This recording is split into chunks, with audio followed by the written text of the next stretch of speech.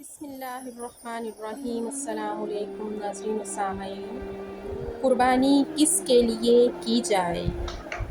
اپنے بچوں کو بتایا کریں کہ جو قربانی ہم کرتے ہیں اس کے پیچھے ایک باپ اور بیٹے کا نہایت خوبصورت تعلق ہے۔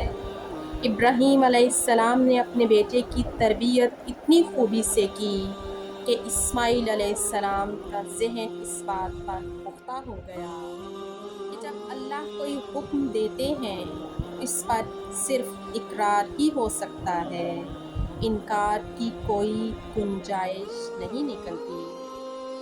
اللہ کو ہمیشہ اور ہر وقت لبیک کہنا ہی ہوتا ہے۔ وہ بلاوا بھیجے تو ہر صورت حاضری لگانی ہوتی ہے۔ حضرت ابراہیم علیہ السلام نے ان کو اپنے خواب سے آگاہ کیا تو انہوں نے نہ تعجب کا اظہار کیا نہ تیوری چڑھائی، بلکہ بہت ہی پرسکون انداز میں اپنے والد سے کہا کہ حکم ربی ہے تو بجا لائیے، مجھے کوئی اعتراض نہ ہوگا۔ اعتراض کی کوئی گنجائش باقی ہی نہیں بچتی جب جہانوں کے رب کا آپ سے اور مجھ سے یہی تقاضا ہے۔ باپ کا اپنی اولاد سے ایسا خوبصورت تعلق ہونا، اس کی اولاد اللہ کا حکم پورا کرنے میں اس کی مدد کرے اور اس کے ساتھ کھڑی ہے۔ ابراہیم علیہ السلام نے کعبہ بنایا تو اسماعیل علیہ السلام کو اس کام میں اپنے ساتھ شریک کیا۔ ان کے اندر اللہ کی محبت اور اس کی خشیت کو شعوری طور پر بیدار کیا، یہاں تک کہ اپنی وفات پر بھی اپنی اولاد کو ایک جامع اور پراثر نصیحت کی، کہا اسلام کو خود اللہ نے تمہارے لیے چنا ہے۔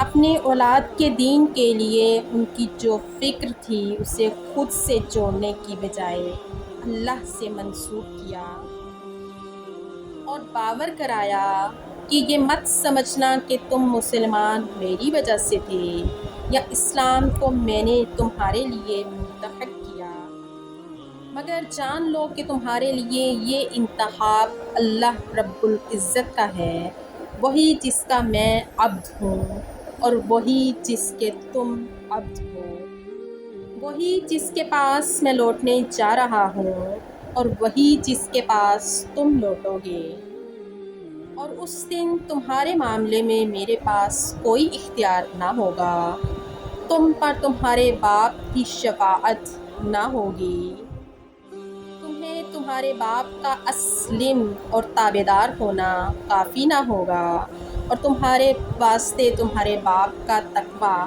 کفایت نہ کرے گا۔ اس لیے دھیان رکھنا کہ میرے بعد تم اپنی بقا کے لیے اسی دین پر قائم رہو، اور یہ بھی خیال رکھنا کہ تمہارے باپ کی وفات سے تمہارے دین کے لیے جو اس کی فکر تھی انہوں نے دم نہ توڑا، کیونکہ جس کی نگرانی اور نگہبانی میں وہ تمہیں چھوڑے جا رہا ہے اسے نہ اونگ آتی ہے نہ نیند، اور وہ ہر شے سے باخبر ہے، اس کے کامل علم میں کوئی نقص اور عیب نہیں اور وہ ہمیشہ باقی رہنے والا ہے۔ پھر تم اس کے آگے عاجز رہنا، اس کے دیے گئے امتحانوں میں ثابت قدم رہنا اور اسی کے آگے رکوع و سجود کرنا۔ سوچیں کیسی پیاری نصیحت ہے، کتنا حکمت بھرا کلام ہے جو ایک ہی سطر میں پوری بات سمیٹ دیتا ہے۔ ابراہیم علیہ السلام کی عظیم تربیت کا نتیجہ ہے کہ اسماعیل علیہ السلام نے اپنی جان کے عوض اللہ کے حکم کی تعمیل کو افضل جانا اور فوراً اسلم ہو کر دکھایا، اور جب نماز میں درود ابراہیمی پڑھیں گے تو دل میں محبت کا اثر غالب آئے گا۔ اللہ تعالیٰ سے دعا ہے کہ وہ ہمیں اپنی اولاد کی حضرت ابراہیم علیہ السلام جیسی تربیت کرنے کی توفیق عطا فرمائے۔ اور ہماری اولاد کو حضرت اسماعیل جیسا فرما بردار بنائے، آمین یا رب العالمین۔ ویڈیو پسند آئے تو لائک کر دیں اور اسے صدقہ جاریہ سمجھ کر زیادہ سے زیادہ شیئر کر دیں، اور اگر چینل پر نئے ہیں تو سبسکرائب کر دیں۔ جزاک اللہ خیرا کثیرا۔ آپ سب کی سماعتوں کا بہت بہت شکریہ۔ Thank you so much, thanks for watching.